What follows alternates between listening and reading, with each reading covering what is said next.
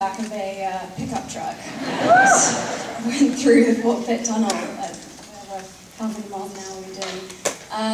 Yeah, we did it right at the beginning of the movie, and it was like the perfect metaphor for me, kind of ready to start something new. But yeah, that's it. I love you, Emma!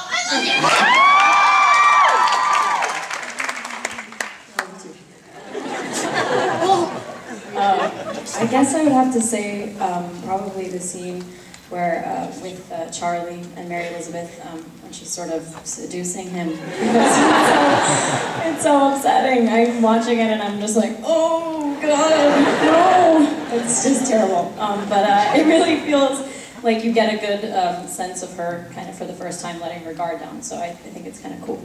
Ever Braverman, I love you!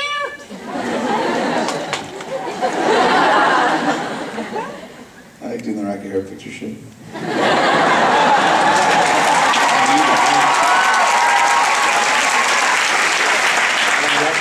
Although I was just kind of sitting there watching. It was funny to watch Ezra dance on Logan. You can't do that.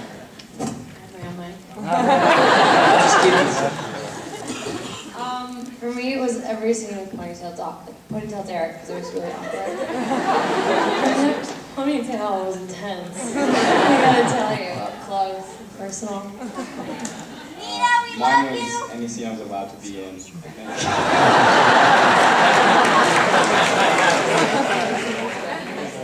Mine was the scene when Steve told me exactly how to wave.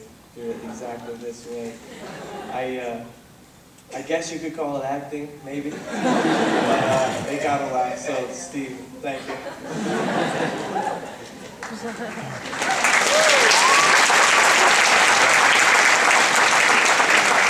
Okay, the lady over there.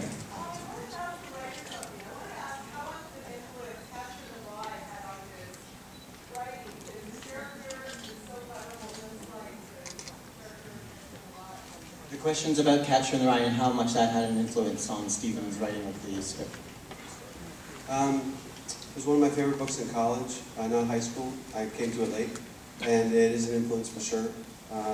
But, you know, so is Stephen King, you know? Because I love Stephen King, and really every book that Paul Rudd gives to Logan, those were all influences, and in many sense, you know. As for the movie, I mean, it's kind of a related question. Like, I love, you know, when I think back to being a kid, you know, Dead Poets Society and The Breakfast Club and Harold and Maude and The Graduate got me through being a lost kid. And so those were my influences into it.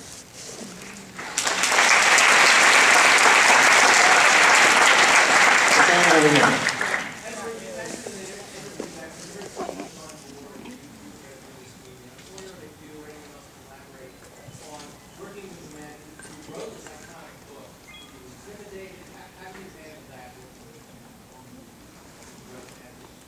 You know, it was intimidating until the moment I met Stephen, and then he's incredibly generous, and he's incredibly trusting, and I think made us all feel like we were trusted, and like we were allowed to take part in this story, in this world, which was nice of him to do.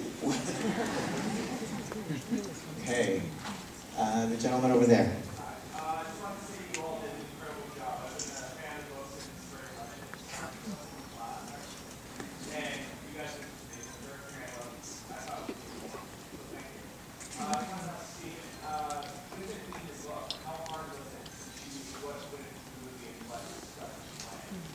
The question is about how hard it was for Stephen to choose different parts of the book to include in the film. So you studied my book in grade 11? Yeah. What grade did you get? Did you get an A? Did you? I wrote an essay comparing it, the similarities between Charlie and Father. Oh. Please send it to me. I'd like to read it. You know, the hardest things to cut, you know, as a novelist, and those who know my book, there's a lot of time spent with his friend Michael, who had committed suicide. And I had written a lovely scene about that. We hired somebody to play Michael. Owen Campbell's his name. Very good. that was hard because as a novelist, there's room for two ghosts. In a movie, I learned late, and Russ, our beloved producer, told me very early, "You're never going to include this in the movie, but please let me film it." And he went, "Okay." And he was right, because there wasn't room, which is a shame, because Owen did a great job. But the one true hard thing to cut for me, to let go of, and it was the last thing to go, because Nina was phenomenal in it, is those who know the book know that Charlie's sister gets pregnant. And there's a whole sequence about it, and we filmed it, and it's beautiful work, but what I found was, and Nina was so gracious about this, that, we all see what happens, with the cafeteria fight and the boys in the park and saying goodbye to Sam. There's so much emotion. It was just one thing. And it was too much, And that was heartbreaking because she's great. It was great.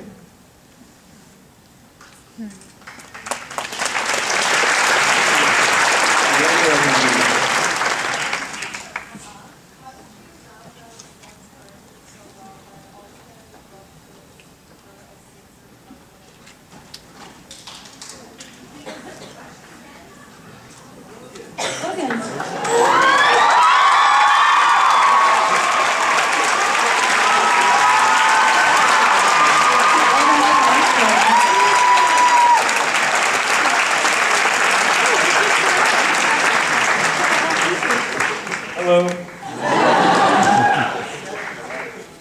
Okay, the question we had over here was to Emma. Let Logan finish first. Sorry about this. Sorry. The story of Logan getting here could be its own movie. I'm serious. It's crazy. Seriously. Sorry, in answer to your question, I'm so sorry. I had many conversations with Steve about Sam, and Sam is not wholly but partly based on a real person, and I just hounded him, really, just like email after email, and there was so much in this, I don't know, there was so much in the script and in the book, and I don't know, So, okay, Emma's so great. So here's the moment. Emma is a very good student. Those of you who are fans know that she went to Brown and Oxford, which are both better than the school I went to. So good for you. And you know what? It's like at first, this is what Emma does. She'll take your script and she'll turn it into a project. And by the end, she's written so many notes about her motivation and everything else that you are worried that she is a serial killer. You know what I mean? And then it's my job to then say, it's completely true, and she does it. Okay, so then what you have to do is you have to take it away at the beginning of filming and say, all you have to do is be Sam. You don't have to worry about the accent, you'll be great, we all know it.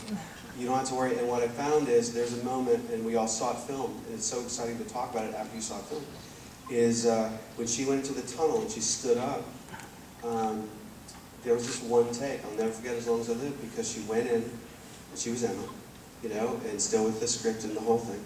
And then something happened to this girl in 60 seconds inside that tunnel. And when she left, she was Sam. She never had to look back. She never had to struggle again for the character. And that's what she did, because at the end of the day, you have to understand about her, she has all this pressure on her, and she bears it very, very gracefully. But she is young. And in that moment, she got to be young. And since this movie is a celebration of what it means to be young, that is how she prepared for Sam.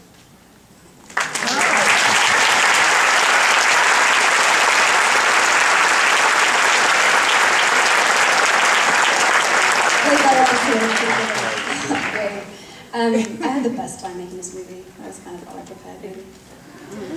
We have time for one more question, and the young lady right here.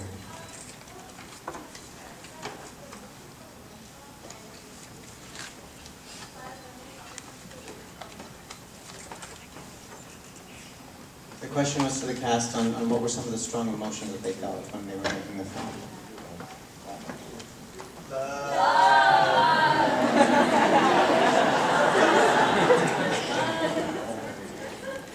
And also sadness, sorrow. And on that note, ladies and gentlemen, Stephen Swarovski and